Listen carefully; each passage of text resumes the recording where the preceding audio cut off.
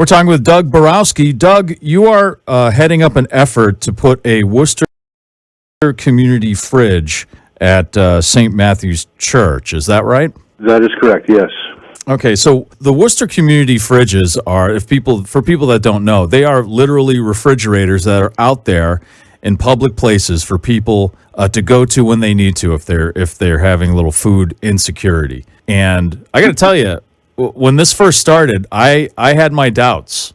I was like, you can't just keep a fridge out in the streets of Worcester. People are going to mess it up. They're going to abuse it, whatever. But now, if we get your fridge at St. Matthew's, I think this will be the fifth. Will this be the fifth fridge in the city? This will be the fifth. There was a fifth fridge at what they call the Bridge down by the Miss Worcester Diner. Yes. And that closed 5 or 6 months ago. So we're basically in the same neighborhood. So this will be fridge number 5 that's open at this time. Yeah. And for people that don't understand how the Worcester Community Fridges work, can you explain that a little bit? Yeah, it's really an interesting plan. As much as I am a proponent of, government helping people and being involved in our everyday lives, this is an effort that is totally without the involvement of government, and it's totally grassroots. In other words, people, ordinary folks like you and me, we fund it, we clean it, we stock it, we take care of it, and we don't ask for any government help. And for some reason, it seems to work like a charm. The financial support is there. The fridges stay pretty full. There's a great system in place for keeping them that way and keeping them clean that I'd be happy to discuss with you a little bit. Yeah. But it's really an interesting concept in that it's totally run by volunteers on a community level with no, for lack of a better word, interference by the government, which is a blessing and a curse. I mean, with most government programs, some people who are very needy fall through the cracks because they just can't qualify. But this is the opposite. This is, a refrigerator that has good food and it available to anybody who wants it 24 hours a day, 7 days a week. And for some reason, it does work. There have been issues because it's a big city, and people do come along and they'll want to trash a bag of frozen vegetables once in a while. But we have ways of dealing with that as well. But for the most part, I'd say people are very respectful of it and grateful for it. And the way that I got involved in it was just I heard about it, and I had the same thought that you did, in that, this thing can never work. So I actually stopped by the fridge that was at the Bridge at the time, and I stopped by early on a Sunday morning, and I dropped off a couple of things, and I noticed as I was leaving that there were people pretty much right away who had noticed that I had dropped things off and were already on their way to get it. And I saw a guy, walking back to his house with, a dozen eggs and half a gallon of milk in his hand, and that was the only way he could do it.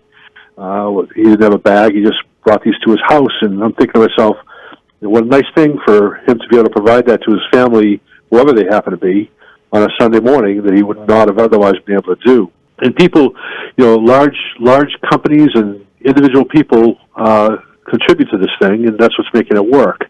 I saw a hugely interesting note on the Fridge Facebook page this morning that they were looking for help to move a whole bunch of food from the St. John's Food Kitchen Pantry down at St. John's on Temple Street, which, as you probably know, has a tremendous outreach effort. Yeah. But I just found it really amusing and interesting that, here's this big, successful, food pantry asking us to help them to get some of the excess food off of their hands and distribute it to the fridges.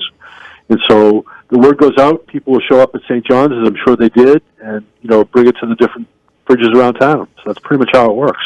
It is pretty amazing how the community has embraced this and kept it up. It's real, and people wonder, well, is these fridges have to be cleaned? Well, they are. There are volunteers out there. Yeah. There are people in the community that go by. They make sure that if there's any bad food in there, that gets thrown away. That they keep the fridges clean and running properly. And it's a real inspiration to me, especially as someone who was a doubter at first, to see that this is something the community identifies as a need. And so they're keeping it going, and they've been successful at it. And like you said, there is the Worcester County Food Bank, there's other food pantries, but you do have to go through a process to get assistance from those places. And they do great work, but this is for people with immediate needs. That's right. If you stop by any of the fridges now, and this just happened within the past couple of weeks, you'll see that on the fridge door there's a QR code that one can scan. And the way that those came about was by a tremendous effort from the students at Clark University, who have been so instrumental in volunteering for this effort. So people, when they go to the fridge, they scan the QR code. They can say, "Hey, the fridge at 910 Main Street is looking a little bit empty. Can somebody come by and help?" Or they can scan the code and report that the fridge needs cleanup, and people will show up and do that. Or report that the fridge is full. Or just give a report on the state of things at that particular fridge, and that's been a great way to get people out and helping with the day-to-day maintenance of these things. So, from our point of view at St. Matthew's Parish, I've always been a big proponent of why reinvent the wheel. As a church, we're in the business of trying to carry out the gospel mission, which includes feeding the hungry. And here it is with an effort that's already been proven successful in Worcester. So let's piggyback on that and see if we can, sponsor and host one right at our church, which is literally in the center of where the need is, at the corner of Southbridge and Cambridge Street. I mean, that's where we need it most. So let's do it. And so far, the reception at the parish level has been tremendous. Within 2 weeks, we've raised about half of the funds that we need to get the fridge actually built, which is about $2,000. So, just in a matter of a short space of time, we're halfway there, which makes me very excited. And I'm quite confident in the next month or so we'll have everything we need to get this thing up and running. We have carpenters on hand. We have an electrician ready to do the electrical work that needs to be done.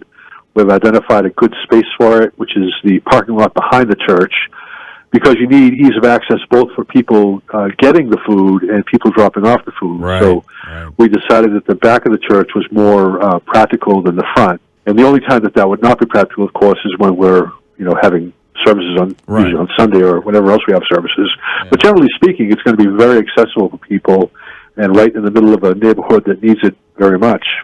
Now, how can people help accomplish this mission of just getting the fridge in there at first and hiring all the people you need to get it set up and running? Well, if you go to the Worcester Fridges has a Facebook page called Worcester Community Fridge, and right pinned to the top of that, there's a little advertisement for the help that we need for St. Matthew's. You can, of course, help any fridge that you want, but now that we're trying to build this new one, we're looking for donors, specifically to get the St. Matthew's one up and running. So just click on that little ad.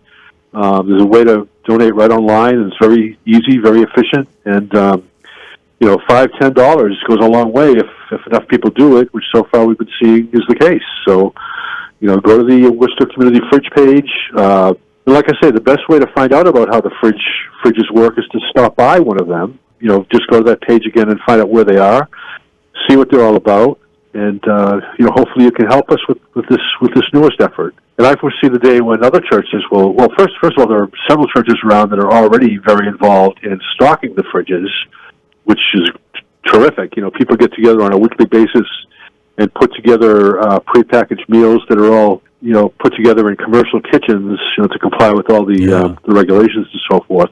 But we're hoping that our example will inspire others to do the same, because I don't think there could be too many of these things the way things are in the city these days. Right. Well, it's proven. I'm so glad it's proven my doubts wrong, and that it has really flourished in Worcester. And I think they got one going in Southbridge too. But they do, and also in Shrewsbury, I hear. Oh, it's great. It's catching on. It's spreading around, and it's something that we need. So, Doug Barowski, who's heading up the effort to get a Worcester Community Fridge set up at St. Matthew's Parish. Thank you for the time. Again, check out the webpage. Check out the Facebook page. Just search out Worcester Community Fridges on Facebook and get the I'm going to have to put an asterisk on it where you say I'm heading up the effort. I'm, a small cog in a big wheel. There's a lot of people involved, and the parish vestry has been very involved in seeing this along. The pastor, Father McGinty, has been tremendously supportive. So, I'm certainly not heading it up, but I'm doing what I can. Well, it's great. I appreciate your efforts, Doug. Thank you for doing what you do, and we appreciate you keeping the Worcester Community Fridges alive and flourishing. And thank you for your time. Excellent. And thank you for the